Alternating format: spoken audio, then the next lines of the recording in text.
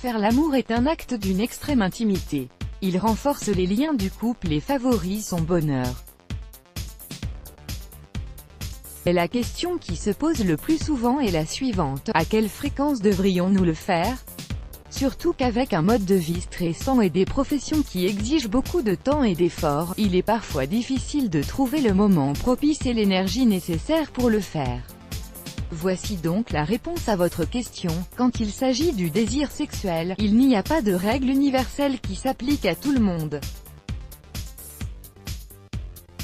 Chaque personne a une capacité physique et mentale différente et une vision de la relation qui lui est propre. D'ailleurs, l'amour doit se faire de manière spontanée et dans un but de plaisir partagé et non comme une obligation ou une tâche de plus à accomplir. L'essentiel est que le couple soit sur la même longueur d'onde et satisfait de sa vie sexuelle. Combien de fois devrions-nous faire l'amour? Pour revenir à la fréquence idéale, nous avons maintes fois entendu que les couples les plus heureux étaient ceux qui avaient des rapports sexuels 3 fois par semaine au minimum, mais qu'en est-il réellement?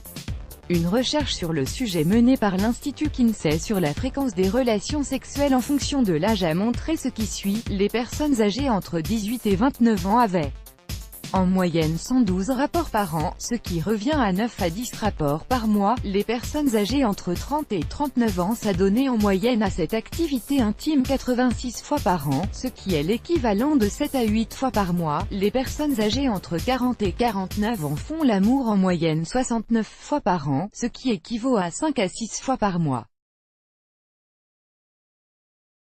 Les statistiques réalisées par ce même institut spécialisé dans la santé sexuelle concernant la fréquence des rapports sexuels chez les couples mariés ont montré que 13% d'entre eux n'avaient que quelques rapports par an, 45% plusieurs fois par mois, 34% 2 à 3 fois par semaine, et 7% seulement est le taux des couples coquins qui le font 4 fois et plus par semaine.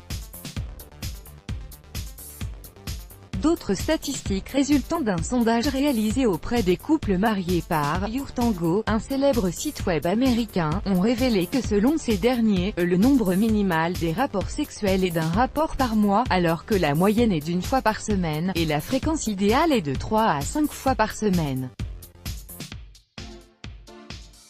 L'avis des psychologues et des sexologues. Selon les différents psychologues et sexologues questionnés à ce sujet, tous, ou presque, ont été d'accord pour dire que la fréquence des rapports sexuels n'est pas le seul critère permettant de mesurer l'entente ou le bonheur du couple.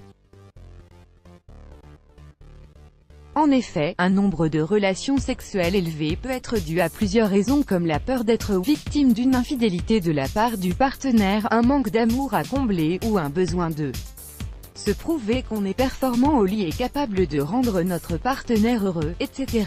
De la même manière, des rapports sexuels peu nombreux ne sont pas toujours signe que la relation est froide. Certains couples ressentent une telle plénitude émotionnelle et sont tellement comblés que leurs sentiments prennent le dessus sur leur libido et ne ressentent plus ce besoin de se le prouver à chaque fois au lit. En gros, l'essentiel c'est que le couple se sente bien et que chacun des deux partenaires soit à l'écoute des désirs et des détresses de l'autre.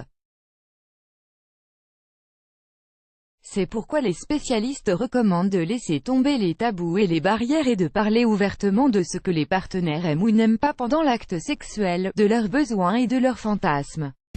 De plus, il conseille aux couples qui souffrent d'une grande disparité au niveau du désir, un partenaire qui veut faire l'amour plus fréquemment que l'autre, de procéder à un jeu de rôle qui consiste à prendre chacun, pendant une semaine, les rênes de la relation sur le plan sexuel, en l'initiant selon ses besoins et ses désirs. Ainsi, les deux partenaires se rapprocheront de leur vision mutuelle de la chose, ce qui les aidera à trouver enfin un juste milieu qui saura les satisfaire et les combler. Let's block ADS, why?